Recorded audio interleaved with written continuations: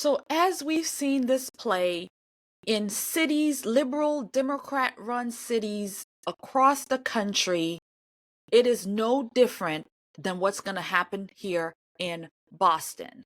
Because, again, we've seen it. It is the lower income, it is the Black folks, it is the Black Americans that are losing out because they are not putting these people, you know, in the nice, clean neighborhoods or the white areas per se. But it is the white liberal that's always out here advocating, for DEI and so on. But it's always the Blacks that suffers the most. And this, friends, is no different because it is now the Blacks. They are now boohoo whining and crying because this is what they voted for. And so now they've got something to say. But we're going to see the mayor, the leadership, and the governor walk this facility that they are shutting down in the Black community so that they can give it to the illegals. Toward the Amania recreational complex ahead of its opening as a temporary shelter for homeless families. Now, the state says Cass Recreational will house up to 400 people, but that means it will have to shut down recreational programs. WBZ's Courtney Cole joins me now in studio. So, Courtney, the neighbors there are certainly not happy about that.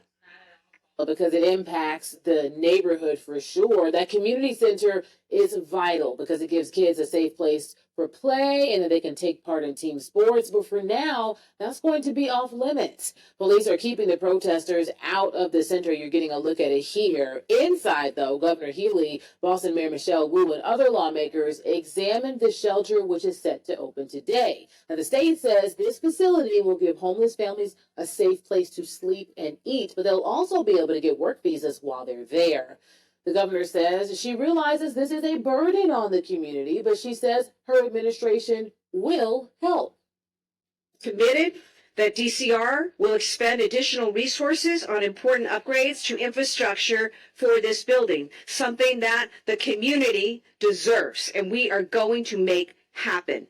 Third, as we do this work, we are going to do so utilizing local vendors and service providers, food, laundry, transportation, case management.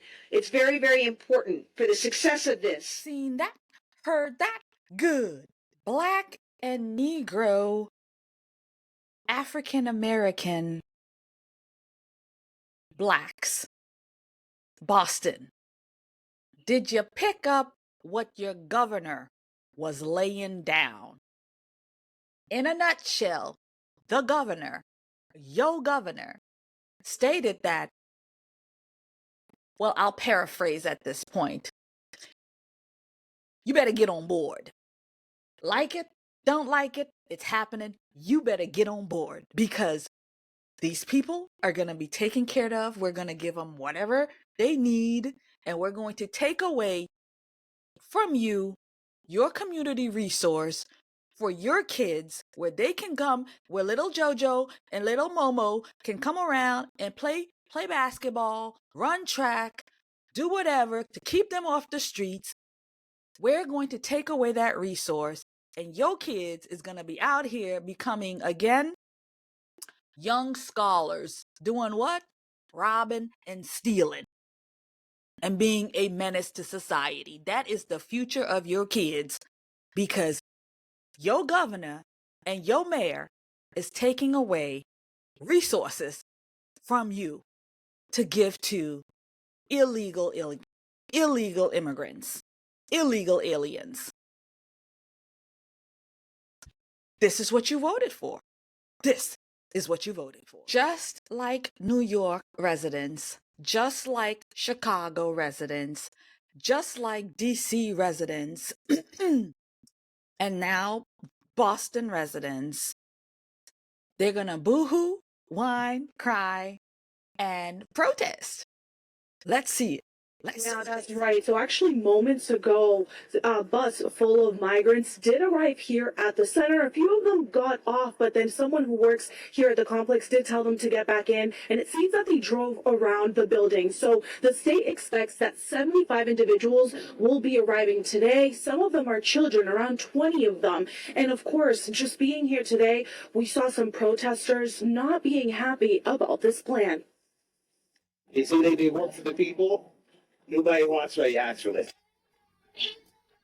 The Amania recreational complex is being used as an overnight temporary shelter, and people in Roxbury like Sean Nelson are expressing frustration with this plan. Now, our kids are going to be leave out while their kids are getting all these resources off out. Mayor Wu talked to us about her trip to D.C. on Tuesday and meeting with officials from Homeland Security on this topic, while she continues to call on the federal government for assistance. We shared with them some of the, not only the direct costs that can come from wanting to provide services to families like shelter, but also, again, staffing up on the school side and the extra resources that are. Seen that, heard that, good.